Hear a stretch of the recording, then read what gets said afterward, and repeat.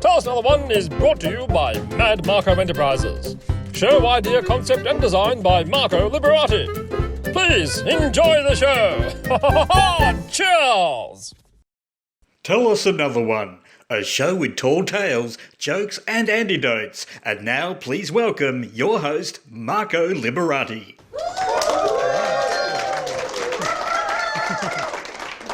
Thank you everybody. Thank you guys all for coming out here today, the Dandenong Club.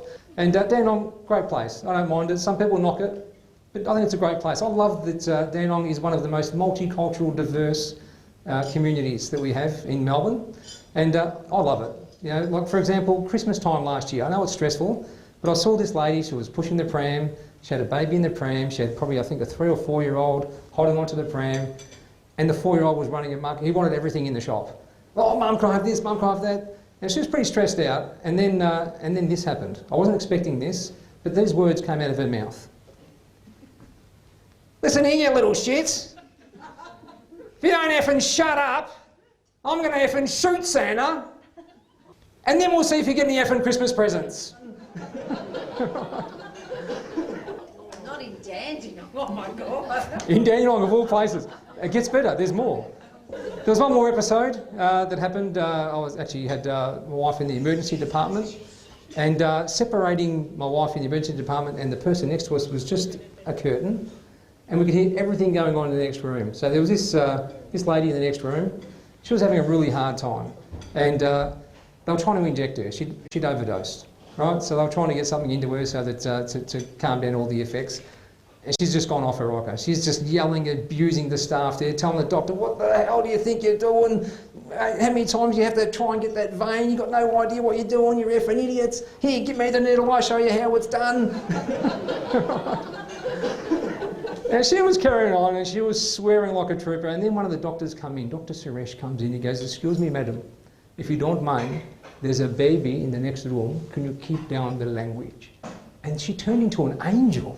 It was amazing, the transformation was amazing. She's gone, all of a sudden she's all apologetic. Oh, I'm so sorry. Oh no, I didn't know. Oh, can you tell the baby I'm effing sorry? So anyway, folks, that's it for me. I've told a joke, I've told another one. We're all settled in. We're ready for a good night tonight? Yeah. And now it's time for Show Us Another One. Enjoy.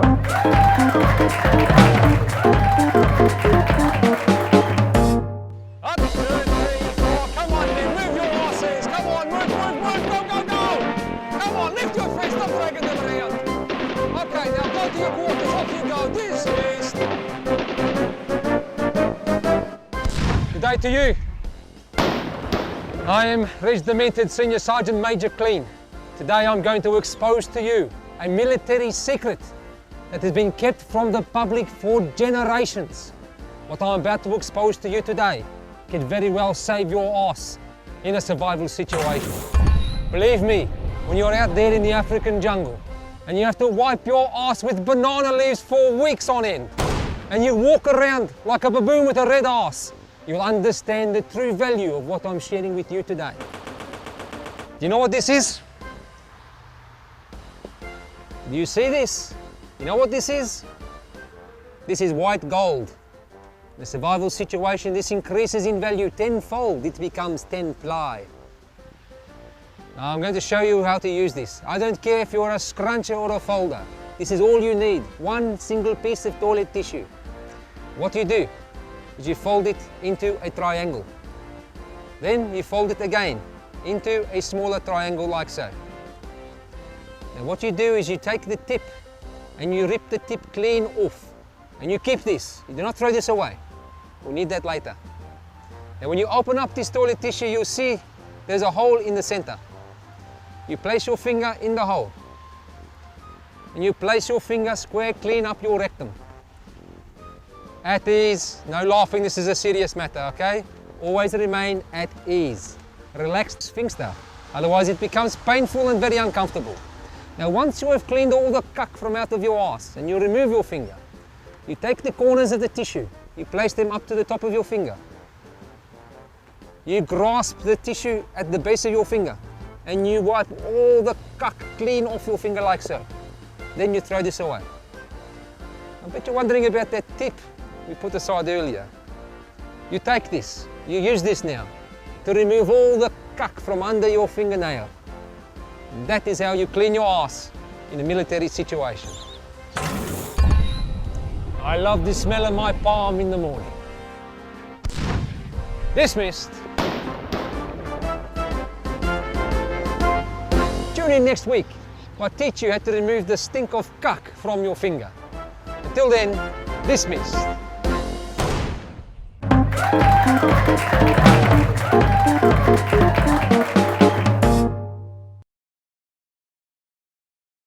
Tell Us Another One, a show with tall tales, jokes and antidotes. And joining me on stage, please welcome our guest comedian, none other than Garry Johal.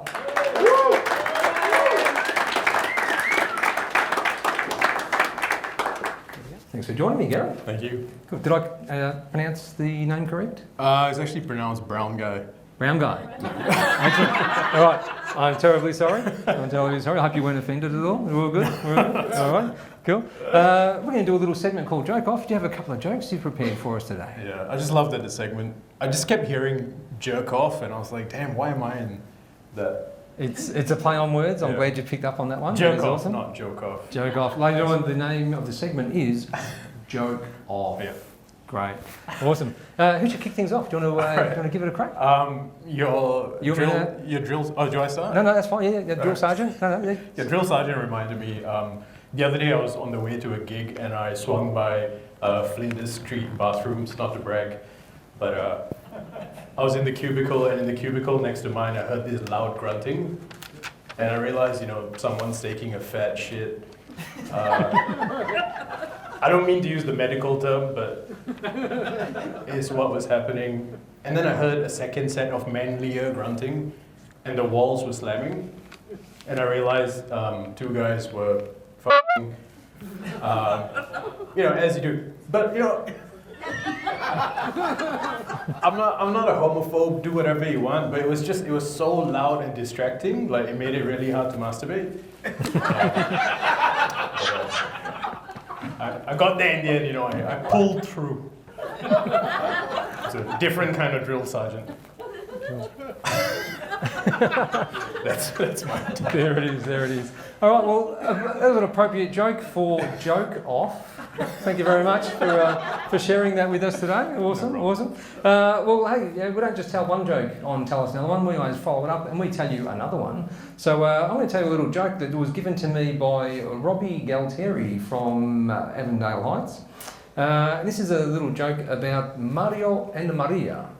So Mario and Maria, they got married, and they couldn't afford a honeymoon, so they just went to their parents' house where they live. Anyway, Maria, she's upstairs with Mario. Mario takes his clothes off. He starts taking off his jacket, his shirt. She sees this.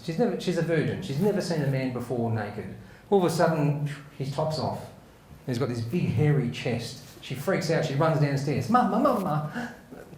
Mario, he's up the stairs, he's got his hair all over the chest. She says, Maria, he's the man is a hairy. Don't worry about it. He's a little bit hairier than you, so it's all right. Go upstairs and do your job. So anyway, Maria goes upstairs. Mario, he's taken his jacket off, his shirt off, he's half naked, drops his pants, she sees his hairy legs. She freaks out, she runs downstairs. Mama, Mario, he said, take off his pants. He's got legs are more hairy than the top half, and the bottom half are more hairy. She says, Maria, I told you already, the man is hairy. Don't worry about it. Go upstairs and do your job. So anyway, Mario's upstairs. He's stark naked. Shoes, socks off, pants off. She looks down and half of his foot's missing. And she says, what's happened to your foot, Mario? He goes, oh, that was an accident back on the farm, the tractor, I lost half my foot. She freaks out. She runs downstairs. She goes, Mario, Mama. I go up the stairs and Mario is completely naked. He's got 1.5 a foot down there. That's good. Mama says to Maria, Maria, move over. This is a job for Mama. No. Oh, thank you very much. And thank you, Robbie, for that joke. That's an absolute classic.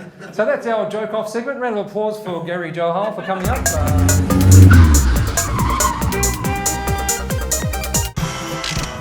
Look, kids, we're at the playground now. Remember, as we agreed. And don't tell your mum I took you to KFC today. I'm sorry, Patch, but I promised I would undo Leah's seatbelt first.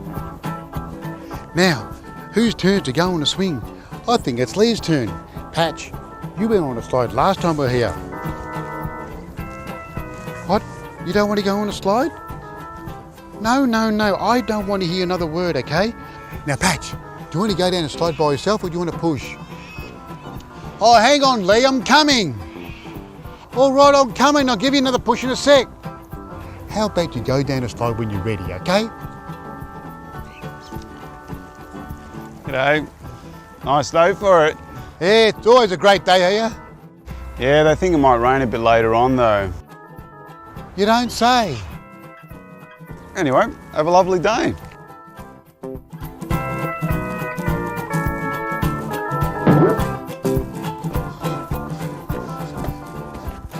Oh, what up, Patch? Are you okay? Patch, wake up. Patch, what up? Wake up. Help! Somebody help! Help! Oh dear. Hey, do you mind if I have a look? I'm a St John's ambulance volunteer. Sure. I'll call 000.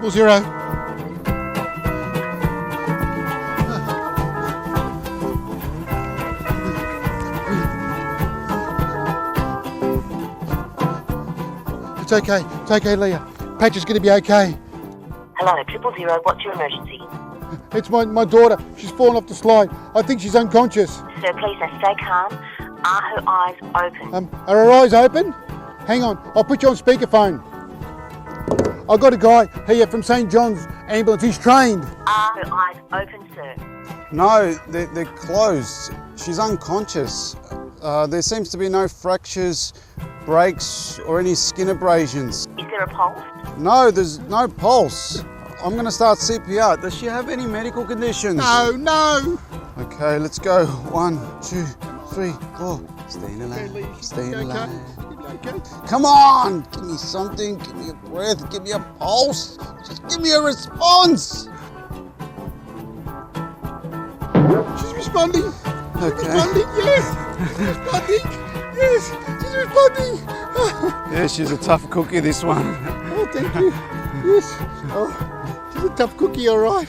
And very, very rude. She's going to be okay. Going to be okay, thank you. You're welcome. Thank you very much. I've got to go now, thank you. No worries. Have a round of applause for our next segment. Don't knock it. Knock, knock. Theodore. This is an Italian one again. The door was open, so I just come inside.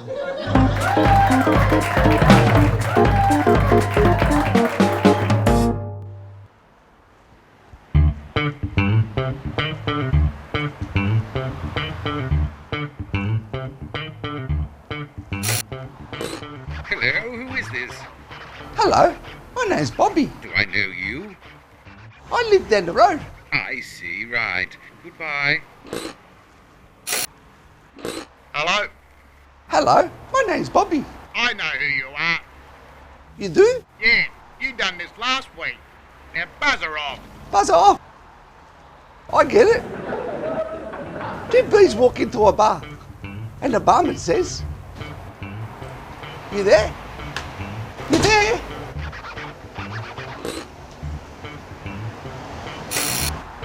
Still there. All right, what's the punchline? I don't know. I've never got this far before.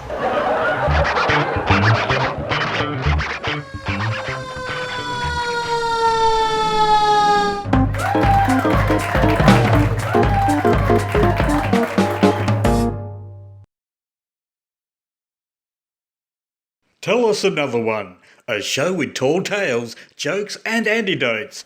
Okay, ladies and gentlemen, how about a big warm round of applause for our final guest comedian, ladies and gentlemen, Garry Johal.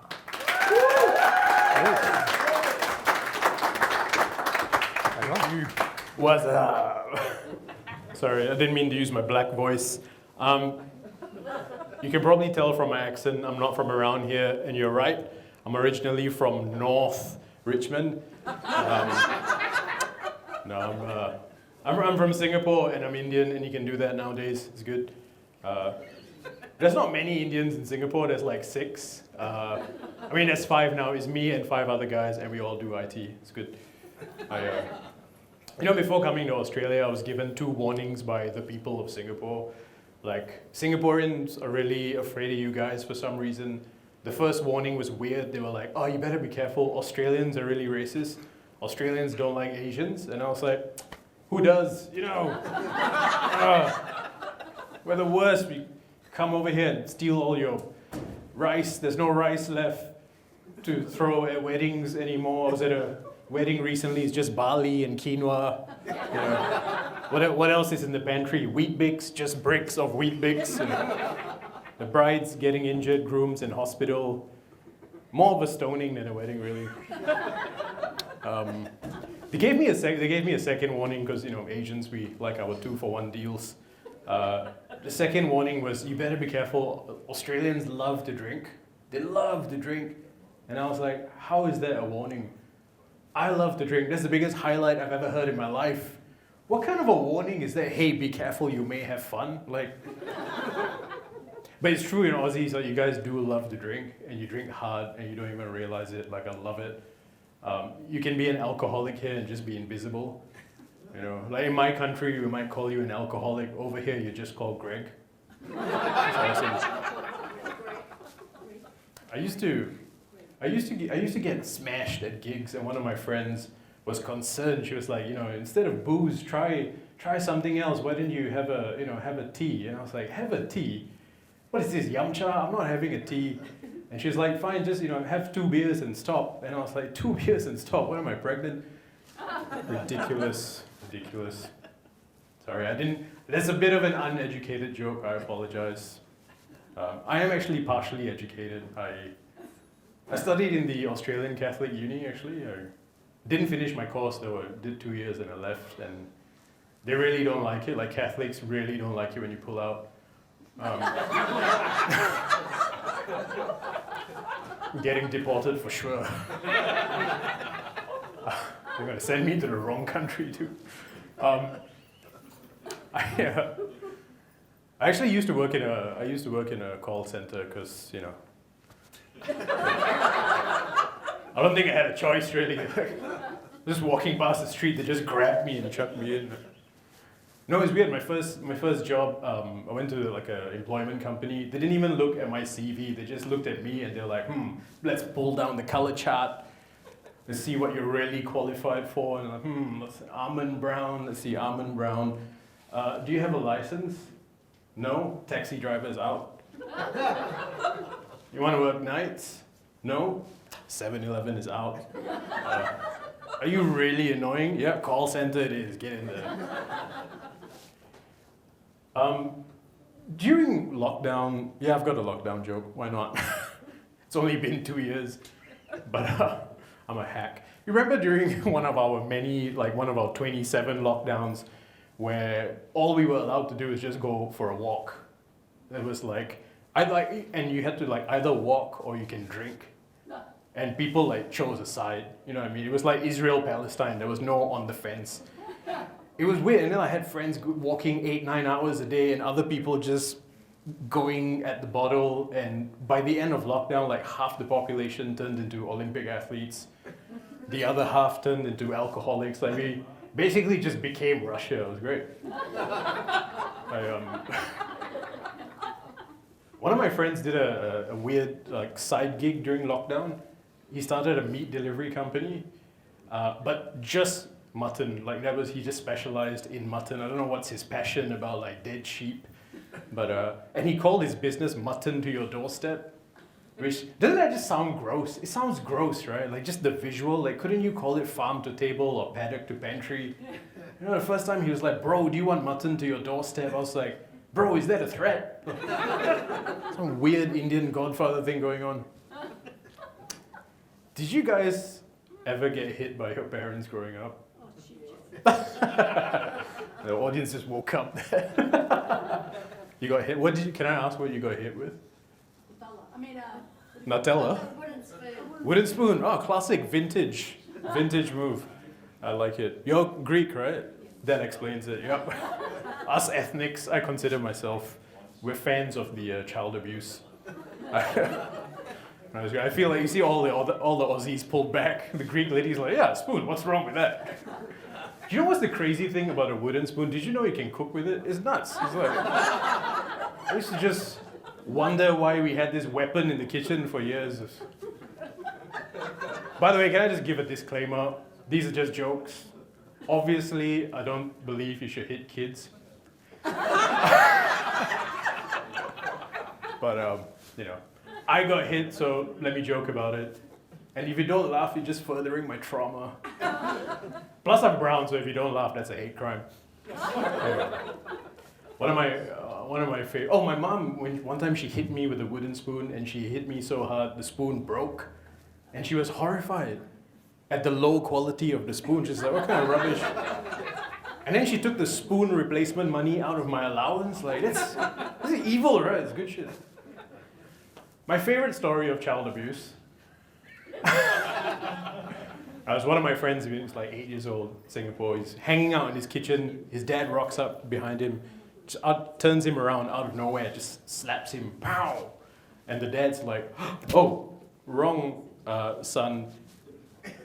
By the way, not sorry, wrong son, just, oh, wrong son. Like, he picked up the wrong drink. And then he went to go find the right son and slapped him twice for making him hit the wrong son. How good is that? I mean, there's a lot of therapy, but, it made 16 people laugh. I think it's worth it. You guys have been awesome, and thanks. Have a good night.